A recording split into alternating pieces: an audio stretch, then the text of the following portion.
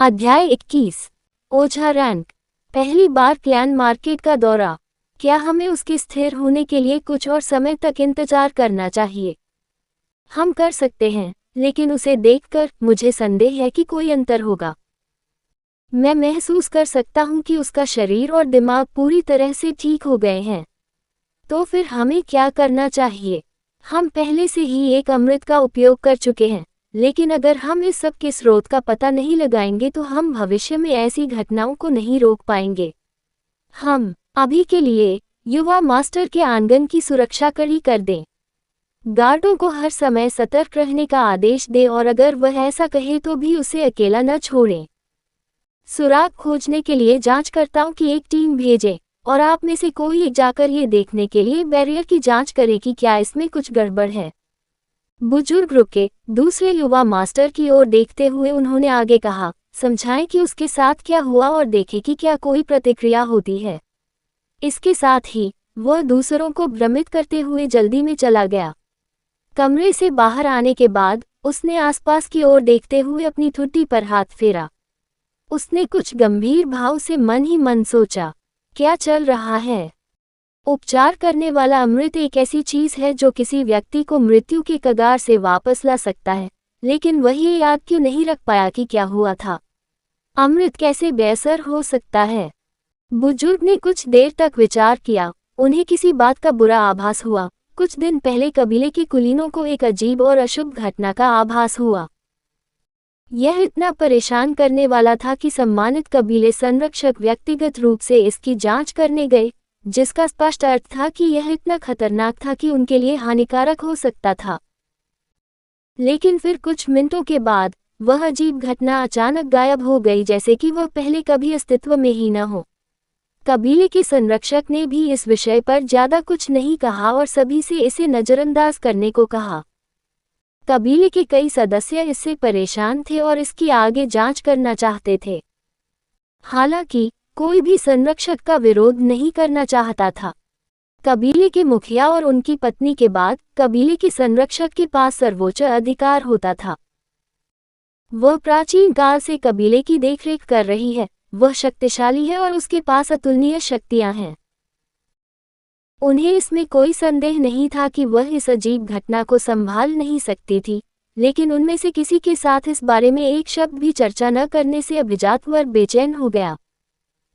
और अब ये दूसरे युवा मास्टर के साथ हुआ, कुछ हिस्सा जिसे उपचार अमृत से भी ठीक नहीं किया जा सकता है। इससे मुझे तनाव महसूस हो रहा है। वह अपने कार्यों पर विचार करते हुए बुदबुदाया, अब जब कबीले का कोई व्यक्ति किसी अज्ञात चीज से प्रभावित हो गया है, तो वह शायद अब कबीले संरक्षक का पालन नहीं कर सकता है। मुझे इस बारे में दूसरों से चर्चा करनी होगी और कुछ करना होगा। कबीले के संरक्षक को इसके बारे में पता नहीं होना चाहिए, अन्यथा यह उसके लिए सीधी चुनौती होगी। उसे यह करना ही था, एक ऐसी शक्ति जो अमृत के प्रभाव को भी मात दे सकती थी। यह कोई ऐसी चीज नहीं थी जिसे कोई आमतौर पर देख सके। ये किसी बड़ी घटना का संकेत था। उसकी आंखें चमक उठी और उंगली के एक झटके से वह आंगन से गायब हो गया। कुछ हफ्ते बाद ओलिवर अपने आंगन में वजन उठा रहा था। इतना ही नहीं, उसके घर के पीछे शारीरिक व्यायाम और शक्ति प्रशिक्षण के लिए कई उपकरण मशीनें थीं। उसने कबीले से उसे ये उपलब्ध कराने का अनुरोध किया था। वे सिर्फ सामान्य जिम उपकरण थे जिनके बारे में वह अपनी पिछली दुनिया से सोच सकता था। यह नई दुनिया और उसकी आखिरी दुनिया कई चीजों में काफी समान थी। ये दुनिया उसकी पिछली दुनिया की तुलना में कुछ पहलुओं में उन्नत भी थी और कुछ पहलुओं में पिछड़ी भी थी। उसने एक हाथ में वजन पकड़ रखा था, जबकि दूसरे हाथ में उसने एक नोटबुक ले रखी थी, जिसके साफ सुथरे सफेद पन्नों पर कुछ नोट्स लिखे हुए थे। इस दुनिया में पावर रैंकिंग प्रणाली बिल्कुल वैसी ही है जैसी मुझे उपन्यास से याद है। उसने सामग्री को स्कैन करते हुए एक पृष्ठ पलटा। ओझाओं को प्रमुख रूप से उनके एस्पेरा स्तर, युद्ध कौशल और शुद्धिकरण तकनीकों जैसे कुछ महत्वपूर्ण कारकों के आधार पर वर्गीकृत किया जाता है। इसके अलावा औपचारिक प्रशिक्षण और क्षेत्र अनुभव जैसे कारक भी हैं जो विशेष अकादमियों में दिए जाते हैं। आगे पढ़ते समय ओलिवर ने अपने हाथ में वजन नीचे रख दिया। ओझाओं को भी मोटे तौर पर 3 श्रेणियों में वर्गीकृत किया जा सकता है।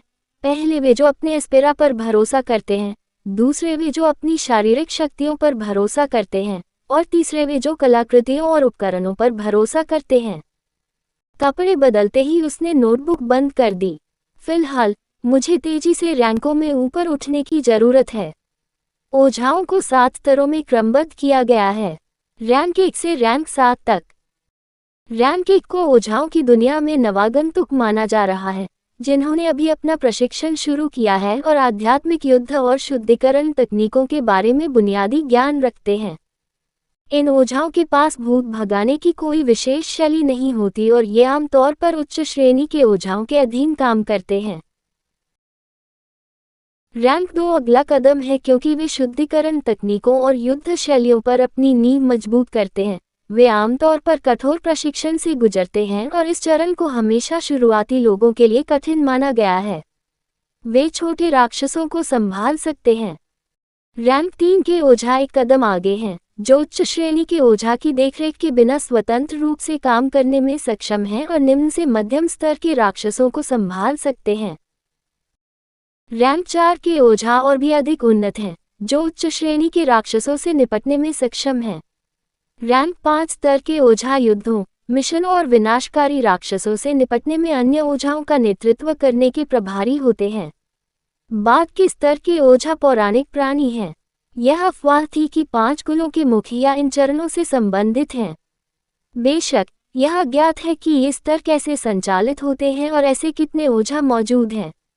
चरमराहट। जिप्पी, मैं बाजार जा रहा हूँ। मैं तुम्हारे लिए कुछ मांस लाऊंगा। म्याऊं। ओलिवर ने घोषणा की और आंगन छोड़ दिया। उसके पास कुछ चीजें थीं जिन्हें वह कबीले के बाजार से खरीदना चाहता था। उनका लक्ष्य काफी सरल था। यह बाजार के माध्यम से धोखाधड़ी करने के लिए अपनी विशेष आंखों का उपयोग करना था।